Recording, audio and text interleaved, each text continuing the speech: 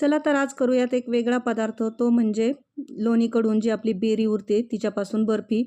दिसायला आणि खायला एकदम सुंदर अशी ही बर्फी, करायला तेवढी सोपी आहे. चला तर अशी बर्फी कशी करायची आणि आपली बेरी पण व्हायला जायला नको ते बघूया.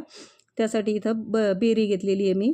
जवळजवळ अर्धा ते पाऊण किलो तुपावरची बेरी आहे, तुपाखाली उरलेली. पण ही बेरी घेताना खूप जास्त दिवसांचं दही नको आहे आपल्याला. जेव्हा आपण तुपासाठी लोणी काढतो ते कमीत कमी दिवसांचं घ्यायचं, म्हणजे 8-10 दिवसांचंच. खूप जास्त दिवसाचं असेल तर चवीला बर्फी आपली चांगली होत नाही.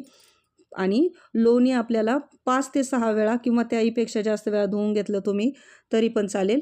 जेवढं लोणी स्वच्छ धुवाल तेवढी आपली बर्फी छान चवीला तयार होते. नाहीतर खूप आंबट होते आणि सगळी खाण्याची चव जाते बर्फीची. त्यामुळे 5 ते 6 वेळा तुम्ही लोणी धुवून घ्या आणि खूप जास्त दिवसांची साय नको. तर असं अर्धा ते पाऊण किलो तूप झालेलं आहे माझं. त्याच्या खालची ही बेरी घेतलेली आहे. सगळी अशी पूर्ण तूप निथळून घेतलेली बेरी एका कढईमध्ये काढून घेतली आणि हिला हलवून घ्यायचं एकसारखं. थोडंसं उडतं आहे असं तडतड. तर थोडा वेळ एखाद मिनिटभर याला परतलं की याच्यामध्ये आपण आता दूध टाकून घेऊ. खूप जास्त वेळ पण परतायचं नाही, एखाद मिनिट परतायचं. हे असं उडतं बघू शकता. इथे 1 वाटी दूध घेतलेलं आहे मी.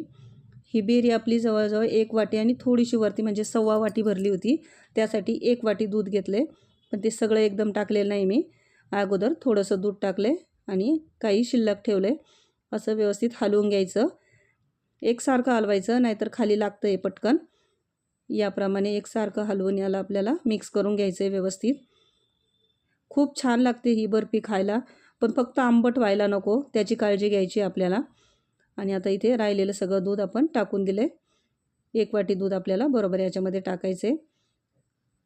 आता याला व्यवस्थित हलवून घ्यायचं, छान एकजीव करून घ्यायचं.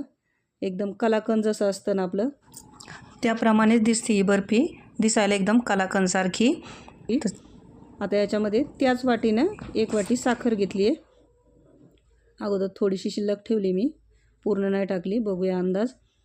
आणि नंतर शिल्लक राहिलेली पण टाकली आहे, म्हणजे पूर्ण 1 वाटी साखर याच्यामध्ये टाकली. तुमचं कसं आंबट आहे बेरी त्याच्यावर. पण आंबट बेरी जर असेल तर बर्फी बिघडते आपली, चवीला छान होत नाही. त्यामुळे तूप कढवताना किंवा लोणी धुताना काळजी घ्यायची. 5-6 वेळा लोणी धुवूनच घ्यायचं, म्हणजे आपली बर्फी एकदम छान होते खायला. आता इथे हे एकदम पातळ झालं आहे बघू शकता. साखर आपली विरघळली आहे, त्याच्यामुळे हे सैल झालं आहे मिश्रण. पण हे हळूहळू घट्ट होईल परत. आता इथे थोडा वेळ परतल्यानंतर बघू शकता घट्ट झालं आहे. माझ्याकडे मिल्क पावडर नव्हती. तुमच्याकडे जर मिल्क पावडर असेल तर याच्यामध्ये 2 चमचे किंवा अर्धी वाटी मिल्क पावडर टाकली तर आणखीन छान चव येते याची. आता याच्यामध्ये विलायची पावडर टाकली. मिल्क पावडरने आणखी छान चव येते आपल्या ह्या बर्फीला. ऑप्शनल आहे, पण टाकू शकता. असेल तर, नाही टाकली तरी चालेल. आता इथे बघू शकता मिश्रण आपलं घट्ट घट्ट व्हायला लागले आणि एकदम कलाकंदसारखं दिसायला लागलं आपलं मिश्रण हे, बघू शकता. आणि रंग पण बदलला आहे आपल्या मिश्रणाचा. पूर्ण होईपर्यंत एकदम छान याला चॉकलेटी कलर येतो, सगळं परतून होईपर्यंत. असं खव्यासारखं आपलं मिश्रण इथे तयार झालेलं आहे. आणखी थोडंसं याला परतून घेऊ आणि आता याला एका भांड्यावर काढून घ्यायचं आहे. एखादी प्लेट घ्या किंवा झाकण डब्याचं, असं गोलाकार किंवा चौकोनी घेतलं, केक टीन वगैरे तरी चालेल. त्याच्यामध्ये हे मिश्रण काढून घ्यायचं आहे. तूप वगैरे लावण्याची काहीच गरज नाही त्या झाकणाला डब्याच्या, कारण याच्यामध्येच भरपूर असं तूप असतं, त्यामुळे ते पटकन सोडतं याला थंड झाल्यावर. या पद्धतीने सगळं मिश्रण आपण झाकणामध्ये काढून घेऊ.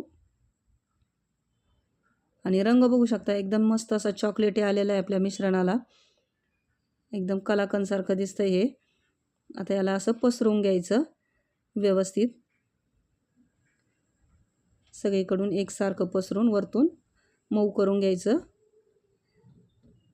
आणि याला आता पूर्णपणे थंड होऊ द्यायचं आहे आपल्याला. अर्धा ते पाऊण तासात हे पूर्ण थंड होईल. त्यानंतर बघूया. आता इथे आपले मिश्रण पूर्ण थंड झाले. आता याचे हव्या त्या आकारात वड्या पाडून घेऊ.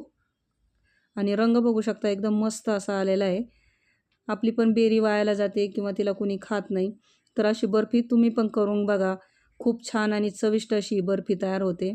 आणि फेकून देणाऱ्या बेरीपासून तयार होणारी ही एकदम मस्त अशी रेसिपी आहे. पण फक्त आंबट बेरी नको याची काळजी घ्या, त्याने आपली पूर्ण बर्फी बिघडू शकते. तर बघू शकता इथे मस्त अशा वड्या पण पाडून झाल्यात आपल्या.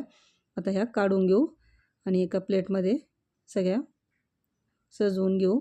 बघू शकता एकदम मस्त अशी आपली बर्फी तयार झालेली आहे. तुम्ही पण यापुढे बेरी वायाला न घालवता या पद्धतीने बर्फी नक्की करून बघा. आणि अशी मस्त बर्फी खायला तयार आहे आपली. तर ही बर्फी करायला पण सोपी, खायला पण चविष्ट अशी आणि बेरी पण आपली वाया जाणार नाही.